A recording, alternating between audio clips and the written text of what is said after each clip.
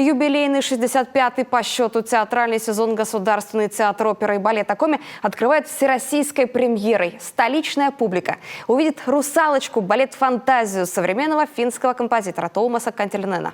Это семейный спектакль с удивительными декорациями и яркими и зрелищными танцами. Но самое главное – финал. Он станет неожиданным для зрителей. На генеральной репетиции побывала Алена Ладыгина. Кто не знает «Русалочку» Андерсона, но такой ее в России пока никто не видел.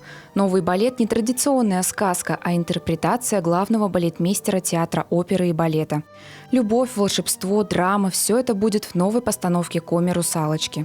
Сейчас проходят последние репетиции перед премьерой.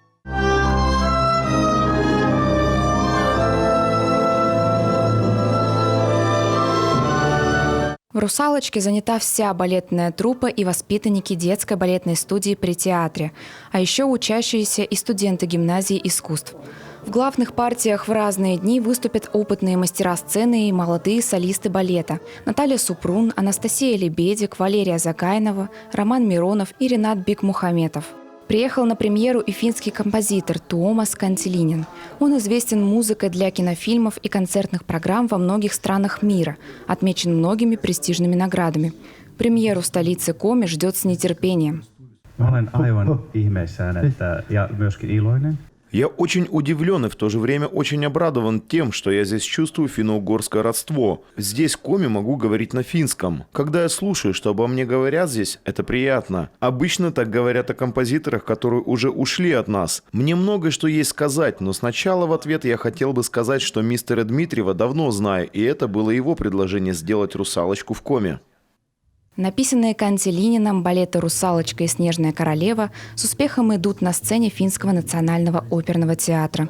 Там вместе с танцорами на сцене выступает и драматический актер, который рассказывает историю «Русалочки».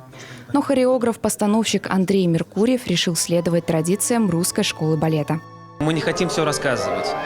Мы хотим, чтобы зритель пришел, окунулся в нашу историю, в наш мир, который мы придумали, и нам сам рассказал, что он увидел. Я оставляю даже для артистов открытый финал. Кто-то считает, что это такой финал, кто-то придумает свой, а у меня есть свой в голове финал. И я до конца всем даже не рассказываю.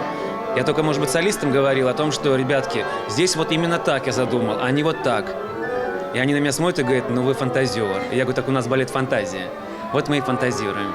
Фантазирует и дирижер-постановщик Александр Дмитриев, который сейчас работает во Франции. С балетом «Русалочка» он познакомился еще в Финляндии. Признается, в Сыктывкаре создается другая история. Прежде всего, нужно понять идею.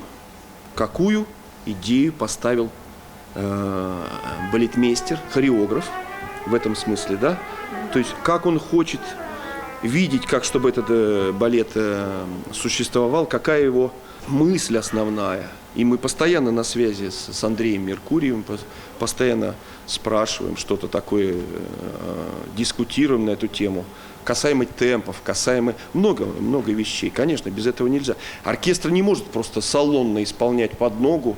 Это все должно выражаться в самой музыке. Та мысль, которую поставил балетмейстер. Новый спектакль поставлен при поддержке федеральной программы «Малые города-2022». Она помогает уделить особое внимание городам России с уникальной культурой. И уже на этапе подготовки стало ясно – 2 премьерных дней, которые были изначально в афише, будет недостаточно. Настолько сыктывкарская публика заинтересовалась премьерным балетом. В итоге театр добавил и еще один показ 18 сентября. К слову, «Русалочка» не единственная премьера в этом юбилейном театральном сезоне. В ноябре публику ждет опера Вольфганга Амадея Моцарта «Дон Жуан», в декабре оперетта «Летучая мышь» Иоганна Штрауса. Под Новый год «Волшебник изумрудного города». Алена Ладыгина, Любовь Лапина, Иван Богомолов, телеканал «Юрген».